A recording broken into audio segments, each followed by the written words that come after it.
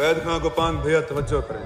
तवज्जो ऐसे जरा खड़ते दर्द वंडाया नहीं, कल टकरिया है अलवाया नहीं। बढ़िया जरा खड़ते दर्द वंडाया ने, कल टकरिया है अलवाया ने। हैरान से तेरे शौक उते, कल गैर दे कट्ठे चौक उते। तेरे इंझे टकरे टाके हन, तेरे मुंह तू खिलदे ठाके हन। जिवें मिठा तै सौदा गिद्धा शारू हा, तेरा होश नकाब दे बारू हा। साकू देख ते लग्या भाही हन, तेरियां गैर दे गल च बाही हन। सदका तेको राम कहानियां मैं लेना, तेको ढोल निशानियां मैं लेना। तेरे रुख ते लुरकदा लिट्टा हा, तेरे गल च चोला चिट्टा हा।